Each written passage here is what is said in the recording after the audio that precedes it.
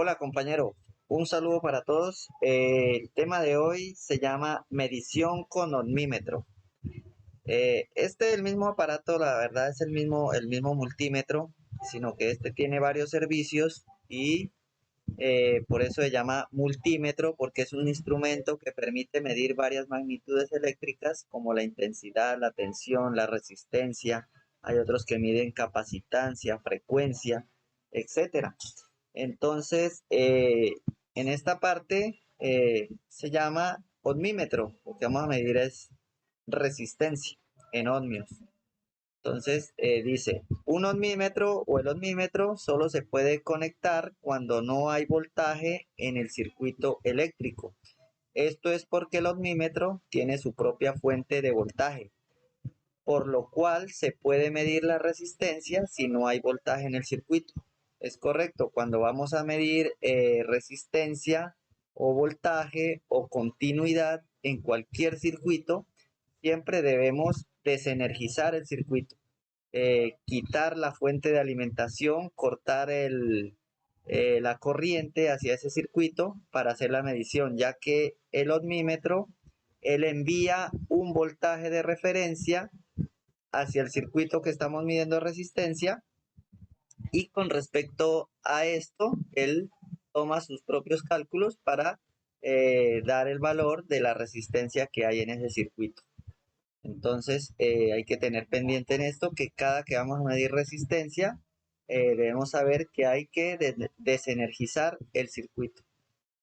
Bueno, entonces como dice aquí vemos un circuito, está totalmente desenergizado, todos los componentes por separado y están midiendo la resistencia de R1 y dice que tiene una resistencia de 3.9 ohmios. Y como vemos, para medir resistencia no es necesario hacer la calibración acá ni en corriente alterna ni continua, no es necesario, no se necesita, pero sí en la perilla aquí giratoria debemos graduarlo más o menos a la resistencia que vamos a medir.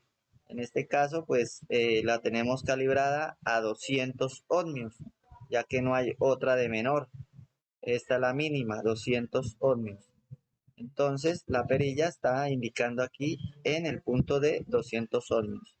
Y nos dice que tenemos una resistencia aquí de 3.9 ohmios.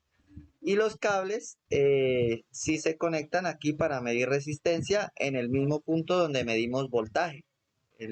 El negro en tierra común y el rojo aquí donde aparece una B o el signo omega, que es para medir resistencia en ohmios.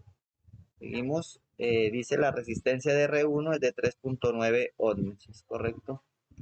Seguimos, aquí tenemos otro, estamos midiendo R4 y esta tiene más resistencia, tiene una resistencia de 6 ohmios. En este caso, como ya habíamos visto en otros videos anteriores, donde estos, como les digo, son unos bombillos y este es de mayor resistencia, R1 es de menor, que ya es de 3.9 y este es de 6. En este caso, el que consume mayor cantidad de corriente o desgasta más rápido la batería sería eh, este, el de 3.9, ya que es una resistencia menor y los electrones van a fluir mucho más rápido que en este de 6 ohmios. En este los electrones van a fluir más lento. Entonces el desgaste de la batería en este bombillo va a ser mucho menor que este. Seguimos.